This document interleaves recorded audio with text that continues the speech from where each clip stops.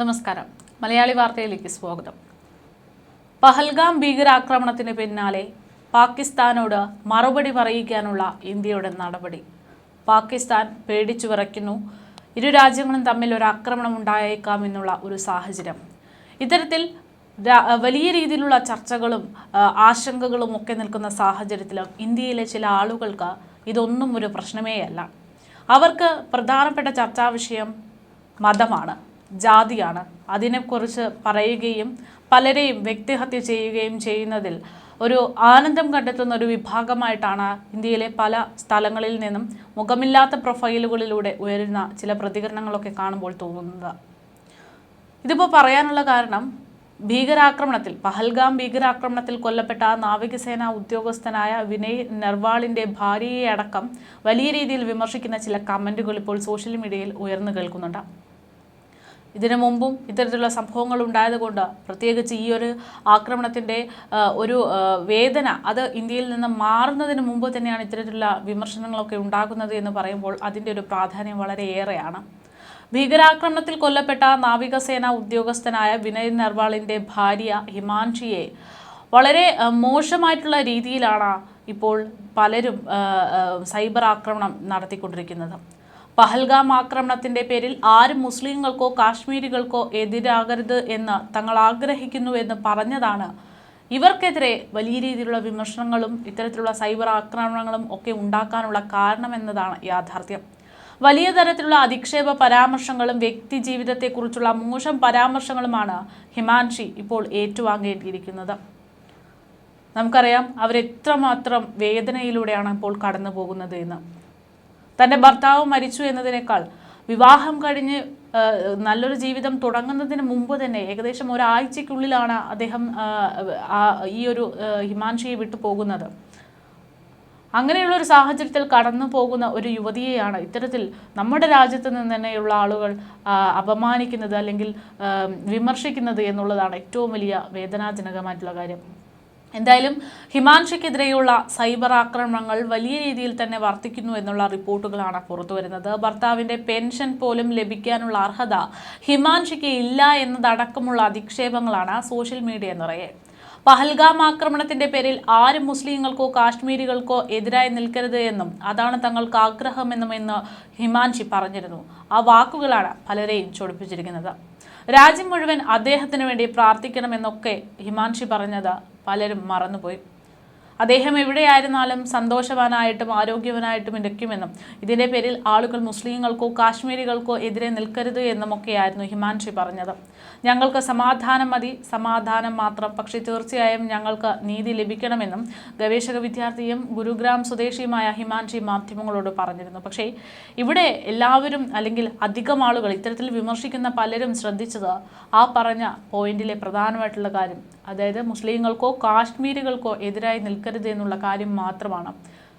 വിനയ് നർവാളിൻ്റെ ജന്മദിനത്തിൽ അദ്ദേഹത്തിൻ്റെ സ്വദേശമായിട്ടുള്ള കർണാലിൽ രക്തദാന ക്യാമ്പ് അടക്കം സംഘടിപ്പിച്ചിട്ടുണ്ട്. പിന്നാലെ മാധ്യമങ്ങളോട് പ്രതികരിച്ച ഹിമാൻഷിയുടെ വാക്കുകളാണ് പലരെയും ചൊടിപ്പിച്ചത്. പിന്നെ ഹിമാൻഷിക്കെതിരായിട്ടുള്ള ശക്തമായിട്ടുള്ള സൈബർ ആക്രമണം ഇപ്പോൾ വലിയ രീതിയിൽ ഉയർന്നു കേൾക്കുമ്പോൾ ഇതിനെ അപലപിച്ചുകൊണ്ട് വനിതാ കമ്മീഷൻ അടക്കം രംഗത്തെത്തിയിട്ടുള്ള റിപ്പോർട്ടുകൾ പുറത്തുവരികയാണ്.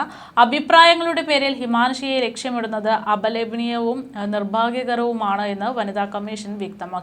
ഒരു സ്ത്രീ അഭിപ്രായം പറഞ്ഞതിൻ്റെ പേരിൽ അവരെ ലക്ഷ്യം വെക്കുന്നതോ അവരുടെ വ്യക്തി ജീവിതത്തെക്കുറിച്ച് ട്രോളുന്നതോ ഒന്നും അത്ര സ്വീകാര്യമായ ഒരു കാര്യമല്ല എന്ന് തന്നെയാണ് വനിതാ കമ്മീഷൻ എക്സിൽ കുറിച്ചത്.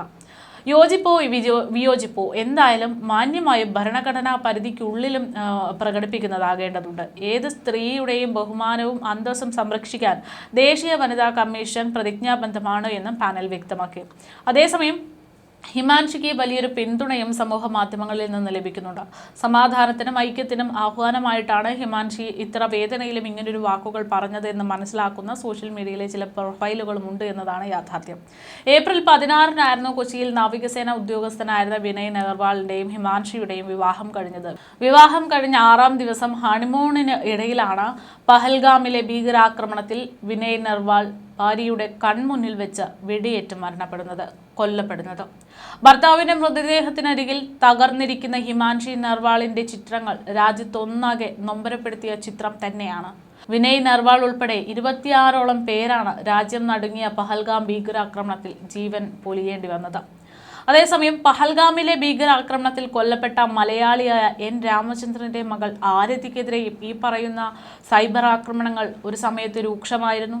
ഭീകരാക്രമണത്തിന് പിന്നാലെ ഒരു അനിയത്തിയെപ്പോലെ തന്നെ കാശ്മീരി ഡ്രൈവർമാരായ മുസാഫിറും സമീറും സഹായിച്ചുവെന്ന് മാധ്യമങ്ങളോട് പറഞ്ഞതായിരുന്നു അന്നും പ്രശ്നം. ഇങ്ങനെയൊരു പ്രതികരണം നടത്തിയതിന് പിന്നാലെ ആരതിക്കെതിരെയും സമൂഹ മാധ്യമങ്ങളിൽ രൂക്ഷമായിട്ടുള്ള സൈബർ ആക്രമണങ്ങൾ ഉയർന്നിരുന്നു. മുസാഫിറും സമീറും ഈ ഒരു പേരായിരുന്നു പല സൈബർ ആക്രമണം നടത്തിയ പ്രൊഫൈലുകൾക്കും പ്രശ്നമെന്നത് ഇവർക്കെതിരെയുള്ള മോശമായിട്ടുള്ള കമൻറ്റുകൾ എടുത്തു നോക്കിയാൽ മനസ്സിലാകും. സത്യം പറഞ്ഞാൽ ഇങ്ങനെ ഒരാൾ ഹിന്ദു മതത്തിൽപ്പെട്ട ആളായതിനാൽ ലജ്ജ തോന്നുന്നുവെന്നും കേരളത്തിൽ മുസ്ലിങ്ങൾ താമസിക്കുന്ന സ്ഥലത്ത് പാകിസ്ഥാൻ മൂർബാദ് എന്നൊരു ബോർഡ് വച്ചാൽ അപ്പോൾ അറിയാം കേരളം എന്താണ് എന്നും ഇതെന്തുവാണ് ഇവളുടെ അച്ഛൻ തന്നെയല്ലേ മരിച്ചത് എന്നതടക്കമുള്ള പല പല കമൻറ്റുകൾ. അച്ഛൻ മരിച്ചിട്ടും എങ്ങനെയാണ് ഇങ്ങനെ നല്ല പോലെ പറയാൻ സാധിക്കുന്നത്? ഒരു വിഷമവുമില്ലേ മുഖത്ത്? ഒരു വിഷമവും കാണുന്നില്ലല്ലോ, ചിരിച്ചുകൊണ്ടാണല്ലോ ഇവർ പ്രതികരിക്കുന്നത്. ഇങ്ങനെ പല പല കമൻറ്റുകളാണ് ഇവർക്കെതിരെയും ഉയർന്നത്.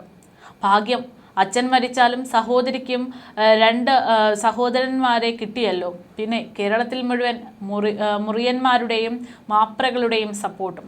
പിന്നെ തീവ്രവാദികൾ അച്ഛന് പകരം ആ കുഞ്ഞുങ്ങളെ ആണ് ഇല്ലാതെയാക്കിയത് എങ്കിൽ ഈ ബോൾഡായ ഈ സ്ത്രീയും ഈ അച്ചാച്ചനും കരയുന്നത് നമ്മൾ കാണേണ്ടി വന്നേനെ. കുഞ്ഞുങ്ങളെ ഒന്നും ചെയ്യാതെ വിട്ടതിന് നന്ദി.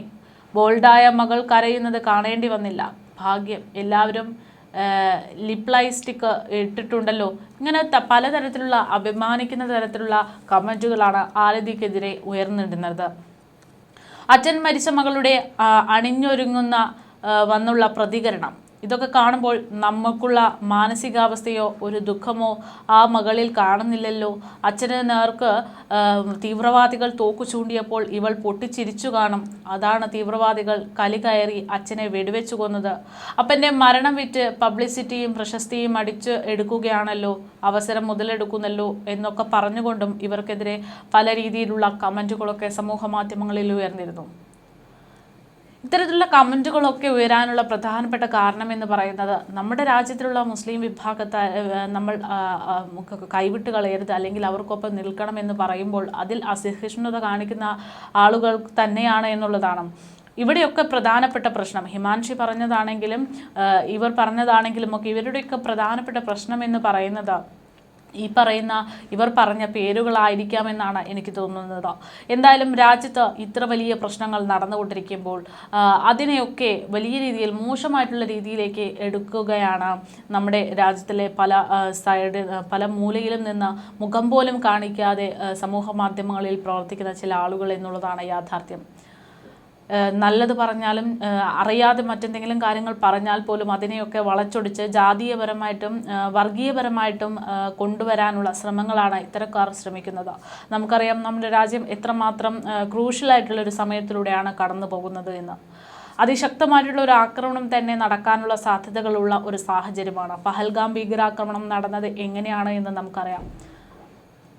നമ്മുടെ ഇന്ത്യൻ സൈന്യത്തെ പോലും വലിയ രീതിയിൽ ഞെട്ടിപ്പിക്കുന്ന തരത്തിലായിരുന്നു അവരുടെ പ്രവർത്തനങ്ങൾ. ഏകദേശം 1 വർഷത്തോളം ഈ രാജ്യത്തിനകത്തുള്ള പല ആളുകളുടെയും സഹായത്തോടെയാണ് അവർ ഇവിടെ ഇങ്ങനെയൊരു പ്ലാൻ, അതായത് ഇങ്ങനെയൊരു ആക്രമണം നടത്താനുള്ള പദ്ധതികൾ മെനഞ്ഞത് എന്നത് നമുക്കൊക്കെ അറിയാം.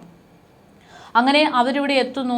ഏകദേശം ഒരാഴ്ചയ്ക്ക് മുമ്പ് തന്നെ, ആക്രമണം നടത്തുന്നതിൻ്റെ ഒരാഴ്ചയ്ക്ക് മുമ്പ് തന്നെ പഹൽഗാമിൻ്റെ പല സ്ഥലങ്ങളിലും എത്തി തമ്പടിക്കുന്നു.